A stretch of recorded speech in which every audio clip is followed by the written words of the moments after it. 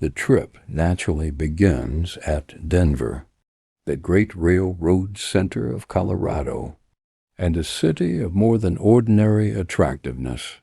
For 120 miles the railroad, extending to the south, follows the Front Range of the Rocky Mountains, which is in plain view on the right and to the west. After Denver has been left behind, the tourist can see from the car window the snow-covered pinnacles of Long's, James, Gray's, and Pike's Peaks standing in a wilderness of lesser mountains, soon a remarkable promontory, rising from the summit of a conical hill and presenting the appearance of an ancient, round tower, attracts the tourist's attention. This is Castle Rock, under whose battlements nestles a picturesque village of the same name.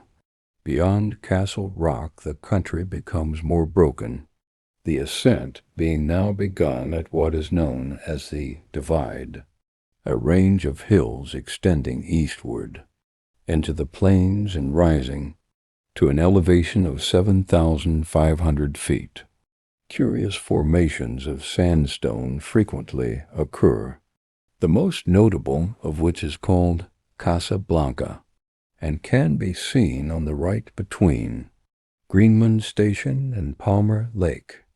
This enormous monolith is 1,000 feet in length and 200 feet high, and on account of its size, its snow-white walls, and its castellated appearance, can hardly fail to attract attention.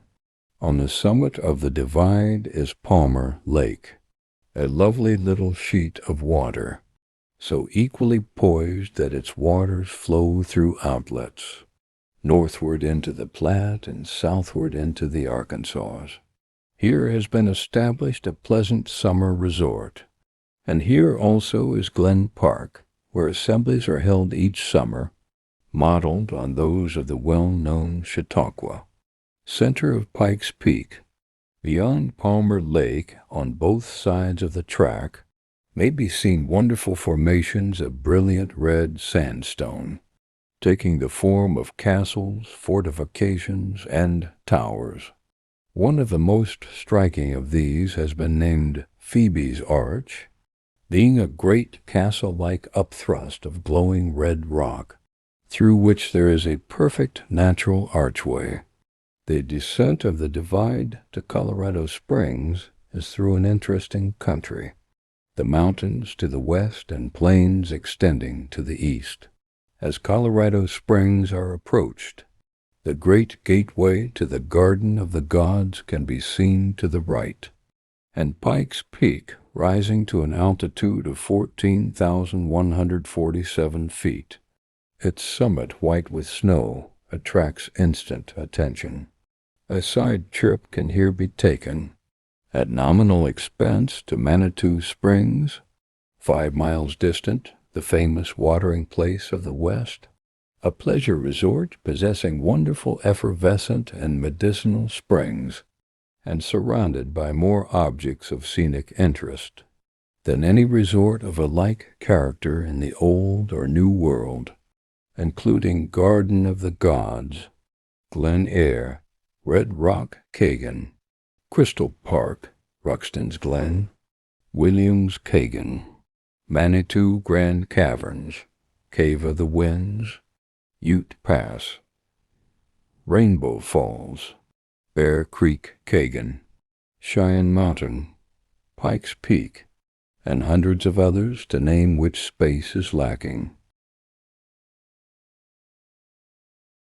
The Cog-Wheel Railroad to the summit of Pike's Peak is now completed and in operation, and is the most novel railway in the world. When it reaches its objective point above the clouds, at a height of 14,147 feet above sea level, it renders almost insignificant, by comparison, the famous Cogway up Mount Washington and the inclined railway up the Rigi in Switzerland. The route is the most direct possible, and about 9 miles in length. The track is the same as that of the Mount Washington line, standard gauge with an 8-inch cast steel cog rail. The cars are set on low trucks to prevent them from becoming top-heavy on curves or in a high wind. This is almost an unnecessary precaution, as it is not expected to make the ascent in less than 2 hours. On the ascent, the cars are pushed by the engine, but on the descent, the locomotive is placed in front.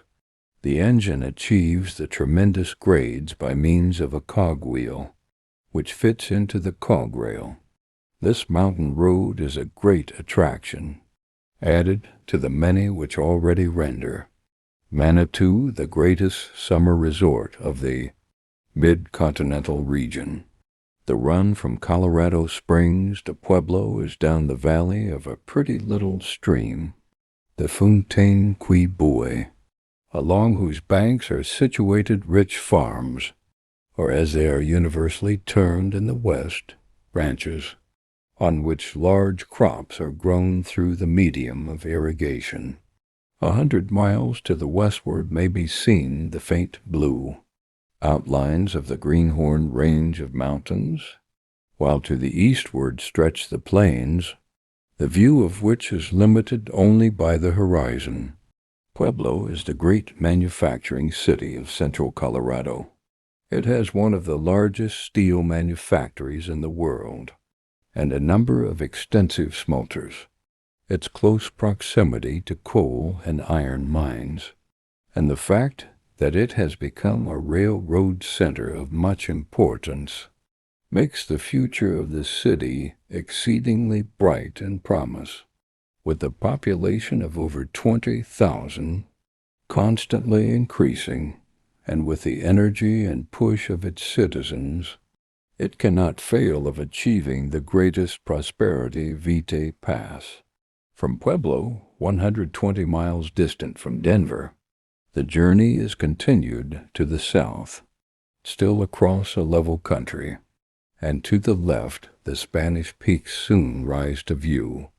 These mountains possess a peculiar attraction, rising as they do, directly from the plain in symmetrical conical outlines, and reaching an altitude, respectively of 13,620 and 12,720 feet. The Indians, with a touch of instinctive poetry, named these mountains Wahatoya or Twin Breasts.